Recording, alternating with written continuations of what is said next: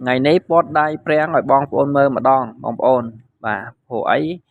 អឺមិនងាយនឹងបានធ្វើវីដេអូឲ្យបងប្អូនមើលទេបាទដៃព្រាំងណាបាទហ្នឹងទាល់តែបងប្អូនយើងជិះដួលជិះប៉ះអីកោងអញ្ចឹងទៅបានពត់បាទហើយរបៀបពត់ក៏អត់អីពិបាកប្រហែលដែរបងប្អូនបាទមានតែកំប៉ុងក្រាស់មួយមកបាទហើយនឹងមានដុំឈើមួយកូនសោមួយដើមមកបងប្អូនបាទពត់បានហើយហើយនេះដោយសារម្ចាស់គាត់ថាជាងពត់ដៃប្រាំងបានអត់កោងអញ្ចឹងព្រោះអីគាត់អត់ចង់ដូរថ្មីបងប្អូនបាទគាត់ចង់ទុកបោះស៊ីនណាបាទហើយខ្ញុំគាត់ថាបានដែរបងអត់អីទេបាទបងឲ្យពត់ខ្ញុំពត់ឲ្យបានបាទឥឡូវរបៀបពត់គឺមានតែប៉ុណ្ណឹងបងប្អូនបាទមានដុំឈើមួយហើយកូនសមួយដើមអញ្ចឹងទៅបងប្អូនបាទហើយបងប្អូនចង់ពត់តាមក៏អត់អីពិបាកដែរណាបាទបើសិនជាបងប្អូនកូនជាងអីទៅរៀនអីបងប្អូនមើលទៅបាទมันខុសទេវីដេអូនេះបាទនឹងចេះហើយបងប្អូនធ្វើដល់យកចិត្តទុកដាក់តិចបាទកន្លែងនេះมันអាចបខំណាបាទបខំចង់បានលឿនតាន់ចិត្តអីអត់ទេបាទមួយមកបងប្អូនបាទពត់ម្ដងវាអត់តាន់បាន2ដងទៅបងប្អូន2ដងតាន់បាន3ដងទៅណាបាទឲ្យតែវាទៅបាទពត់ទៅម្ដងតិចវាគង់តែដល់ចំណុចដែលយើងចង់បានទេបាទឥឡូវចាប់ដើមពត់ទៀតហើយបងប្អូនបាទ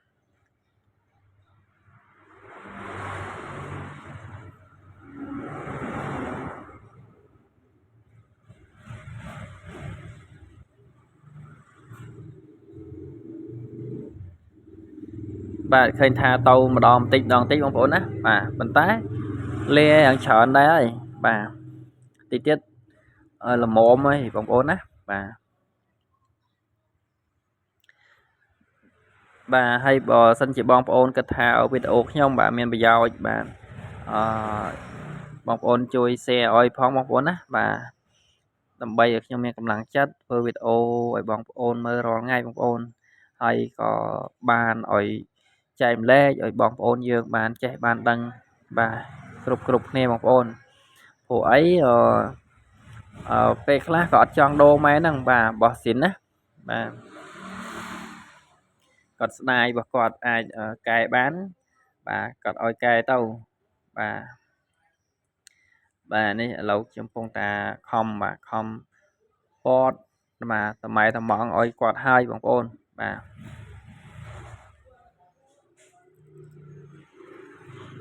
បាទហើយរបៀបពត់នៅតែប្រើបាទអត់មានអីច្រើនដែលទេបងប្អូនបាទមានអីលើសនឹងប្រហែលទេបាទមានដុំឈើហើយកូនសោហ្នឹងមកបងប្អូនណាបាទដើម្បីពត់វានេះឥឡូវឃើញថាបាទចេញរៀងបងប្អូនណាចេញរៀងចិត្តបានហើយបាទនៅស្ទើរបន្តិច